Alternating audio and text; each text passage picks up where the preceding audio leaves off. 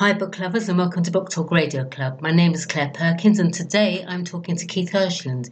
Keith is the author of 3 books: a memoir, Cover Me Boys, I'm Going In, Tales of the Tube from a Broadcast Brat, Big Flies, and his latest book, The Flower Girl Murder, a novel in the crime fiction genre.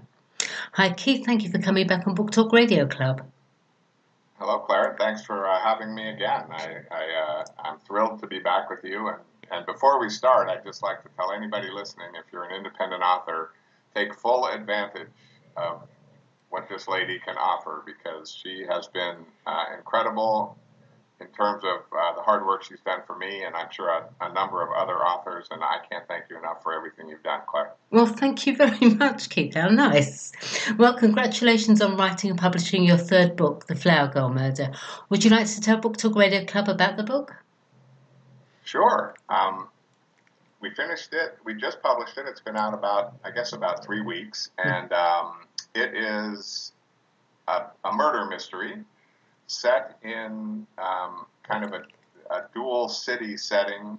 It takes the reader between North Carolina, here in the United States, and northern Nevada, specifically Reno, Nevada. And it's the story of a police detective who is trying to solve one murder that along the way in the course of the story becomes 2 murders. And so he has the help of course, the police department, and then a newscaster who does what he can to help solve the murder. And it's like a bit like Big Flies, in that what I've done in both of my books is try and take a kernel of what was true, and then maybe let my imagination run wild and see what comes of that. Fabulous. One of your Amazon readers says, the detective is a determined fellow who gives his all into solving his investigations. I really like this character. Your detective is Mark Callan. What kind of a detective is he, and from where did you draw his character?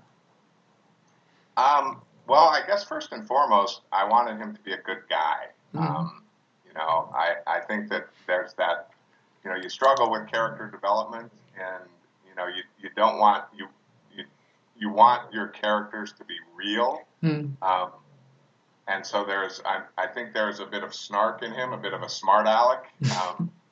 But at the same time, I wanted him to be likable, because, I find when I'm reading books, if I don't like the character, or, not necessarily, like want to be his friend, but like the development of the character, then it's a hard read. And I wanted him to be a good guy, and again, a bit of a smart aleck. I like reading this genre, and there's a couple of writers who I really like, Michael Connelly and Nelson DeMille, and their characters, Harry Bosch for Connelly and John Corey for Nelson DeMille, are 2 characters that I really like, and I enjoy reading their exploits, and I would hope to be, a tenth the writer they are and character developer they are, but I kind of pattern this guy a little bit after them. Yeah, I think as a reader you have to empathise with the main characters, don't you?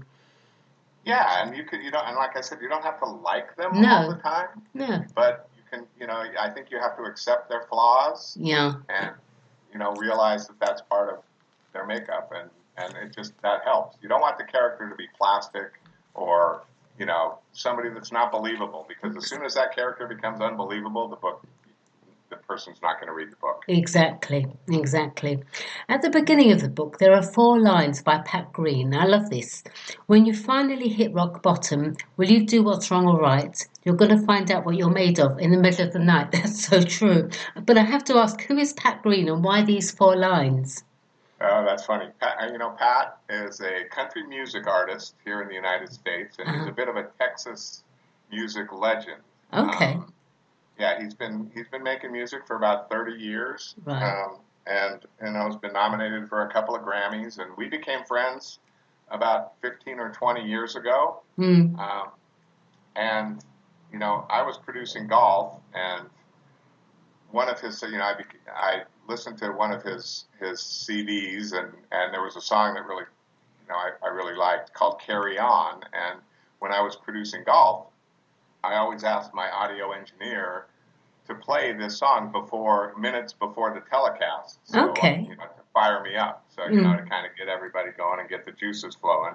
And I always liked his lyrics. And so at the beginning, when I wrote Cover Me Boys, I'm Going In,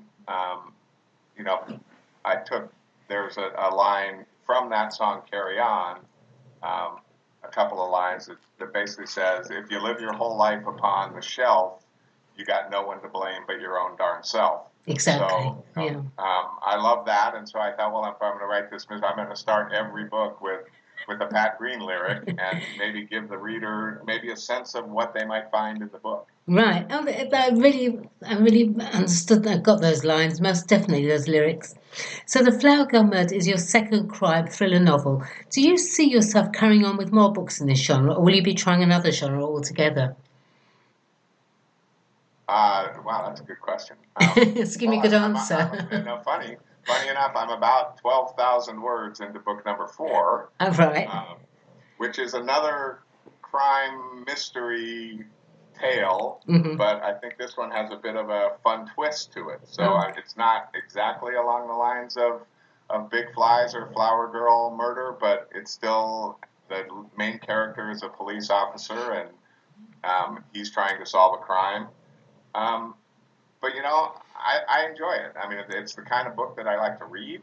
Yeah. So I guess that translates into the fact that it's the kind of book that I like to write.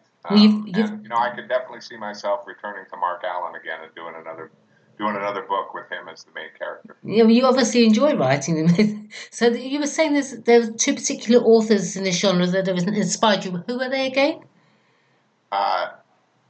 Michael Connelly and Nelson DeMille. Right. So let's have a chat about your other 2 books as well. Cover Me Boys offers readers a look at live television from both in front of and behind the camera, and includes stories of some of the most famous athletes in the world. You've met and interviewed quite a number of them, many having had their names splashed all over the internet and newspapers. How much have things changed since you started broadcasting? I mean, the sports personalities have now become sports celebrities, haven't they? Oh my gosh, they sure have. It's changed. The way television sports technically as broadcast has changed by leaps and bounds, and that's just a function of the nature of the world today. I mean, technology is advancing at such an incredible rate, and that trickles down to everything, including the way that sports is broadcast, but the athletes as well. I mean, like you said, when I first started, there was no such thing as Twitter or Facebook, or Sure. there was no way for we were basically the only avenue for a lot of these athletes, to get their face and name out there amongst the public. And now there are a number of platforms on which they can do that. But it's really been a glorious and wild ride. I mean, it was so much fun, and I had the opportunity to interview, cover, and spend time with so many great athletes and famous people that it's I've been so lucky. I cherish every memory, and I guess the ones if I had to pick one personality that was the memories that I cherish most would probably be the late great American golfer Arnold Palmer, who was one of the people that helped start the Golf Channel, and I was fortunate enough to spend a lot of time with Mr. Palmer, and I can't tell you how blessed I feel about having lived so far the life I've lived. You were definitely in the right place at the right time, weren't you? Yes, I was. Big Flies is a mystery suspense novel.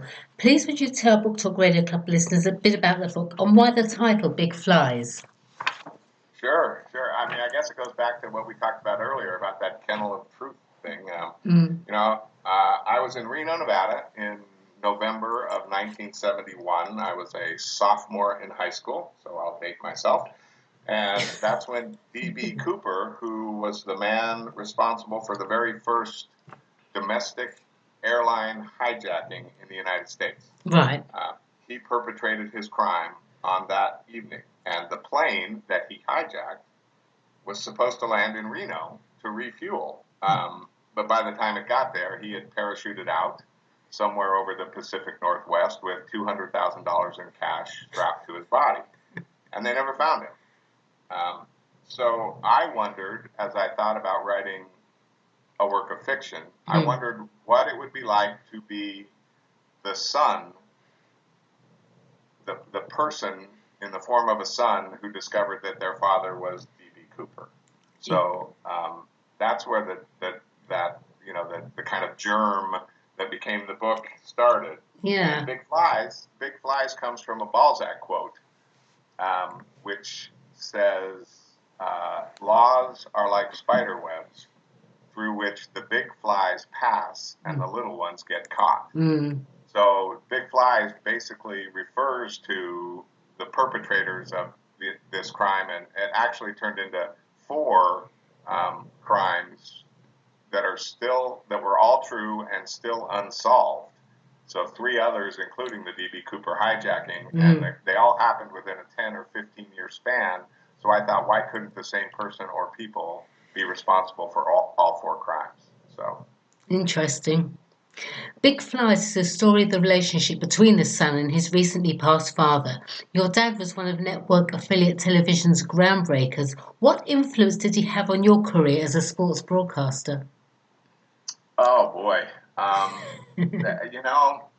man, my mom and dad were just amazing people, and one of the things in terms of being a sports broadcaster was that they were passionate sports fans.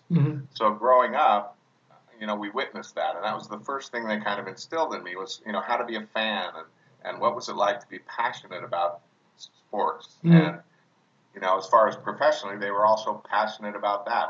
My mom and dad, basically sold everything we owned to help start one of the affiliate TV stations in Reno, Nevada, and basically built it from the ground up, and couldn't have done that if they, didn't put every single ounce of blood, sweat, and tears into it. And so they basically taught me by example, which, was kind of hard work, integrity, and the value of a good team will help you succeed. So that really influenced my career. He was a great man. My mom was a great woman, and I miss him every day. If you could offer one piece of advice for up-and-coming authors, what would it be, Keith?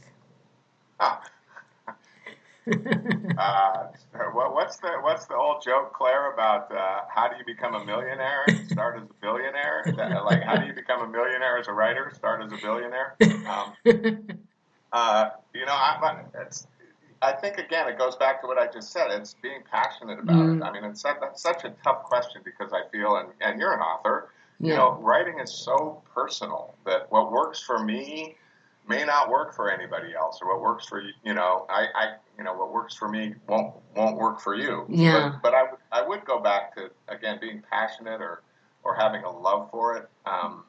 You just have to have it in you. You have to have that fire in you, I think, to do it and to do it well. And then this may sound simplistic, but find your story and then tell it. Yeah. Everybody's got a story, and it's just bring it to life. I think a lot of new authors get caught up in the should. Should I do this? Should I write so many words a day? How should I do this? How should I do that? I just say just write. Just write from, as you say, from passion and from your soul. What you know about, just write. Put pen to paper, fingers to keyboard, and write. Yeah, absolutely. But then I would just add, for me, again, and like I said, going back to the personal thing, I read a bunch of books, and I read some advice online about write X amount of words every day. I mean, sit down at your desk and write every day, and that doesn't work for me. No, I'll me come either. into my office some days with the full intention of spending the entire day writing and not write one word. And then there are other days when I have a million things to do, but I get there's a spark. Yeah. And all of a sudden, I'll sit down at my desk and start writing, and it'll be 4:00 in the afternoon, and my dog is looking at me like, when are we going for a walk? So, I think, again, it's just, don't just, when it bubbles up in you, just go for it. Exactly. So, Keith, where can Book Talk Radio Club's listeners purchase your books? Right now, they're on Amazon. They are also at barnesandnoble.com and indiebook.com. Keithhirshland.com, I think, is another site, but mostly most of from my feedback that I've gotten, it seems like most of my readers find my books on Amazon, and you can get there easy by going to KeithHirshland.com. Fabulous. There's a link for every book to get you right to Amazon. Okay, Keith, well, that was terrific. Thank you very much. Please come back on Book Talk Radio Club again. I'd love to chat with you about book 4, hear how you're getting on. In the meantime, good luck for the future, and thank you, everyone, for listening to Book Talk Radio Club. Thanks, Keith. Thank you, Claire. Have a great day. You too.